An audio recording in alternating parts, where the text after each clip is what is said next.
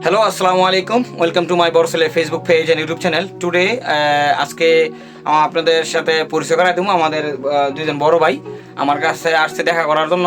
So কিসের জন্য দেখা করার জন্য আসছে সেটা ওদের কাছ থেকে জিজ্ঞাসা করব। আর বিশেষ করে আমি বলে দিই, কারণ ওদের কাছে বলার দরকার নাই। ওরা আসছে এখন বাজে কটা ভাই? এখন বাজে 12টা। তো ওরা আসছে আমার কাছে 10টা বাজে, ঠিক আছে?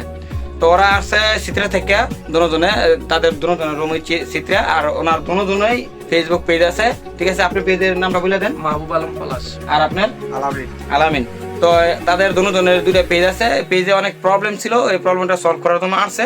তো সকাল সকাল আমার ফোন দিয়ে বলতেছে, ভাইয়া আমি তো আপনার সাথে দেখা করতে চাই, আপনার রুমটা কোথায়? তো আমি বললাম যে ঠিক আছে, ইনশাল্লাহ আপনি আসেন, আমি আসি, ফ্রি আছি, সমস্যা নেই, আপনাদেরকে টাইম দিতে পারবো।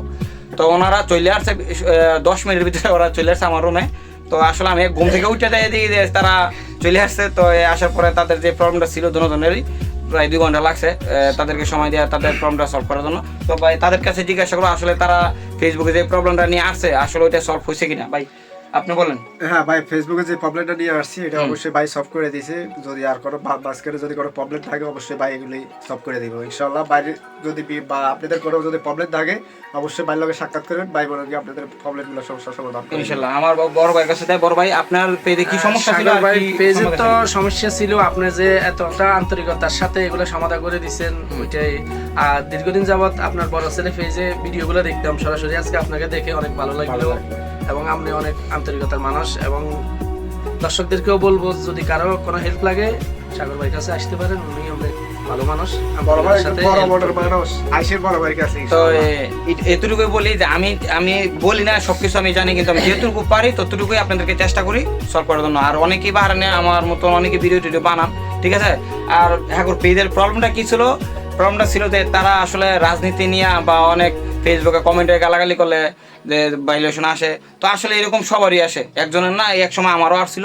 এগুলো অনেকে জানে না যারা ফেসবুক। আপনি একটা কথাই বলি, ফেসবুক আগের মতো নাই। আপনারা একটু বি কেয়ারফুল। কাউকে কমেন্ট করলে, কোনো ভিডিও আপলোড দিলে সব কিছু একটু ফেসবুকের ভাইলেশন অনেক সমস্যা। কারণ আপনার পেজটা যাইতে পারে, আমার পেজটা রিক্সে থাকতে পারে। অনেকের পেজ কিন্তু চলে গেছে, অনেকের আইডিও চলে গেছে এই ভুলের কারণে, না জানার কারণে। তো আপনারা একটা কথা বলি, একটু সাবধানে কমেন্ট করবেন। আর অনেক রুলস আছে, ওই রুলসগুলো আপনি মাইনে চললে, ঠিক আছে, আপনি সুরক্ষিতভাবে আপনার পেজটা থাকবে, আপনার আইডিটা থাকবে।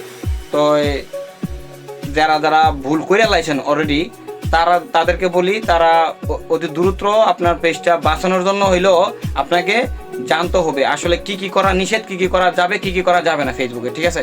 তো আমি আর বেশি ভিডিওটা বড় করবো না, ভিডিওটা এই পর্যন্তই। সবাই ভালো লাগলে ভিডিওটা শেয়ার করে সবাইকে দেখার সুযোগ করে দিবেন। সো ভালো থাকবেন, সুস্থ থাকবেন। আসসালামু আলাইকুম।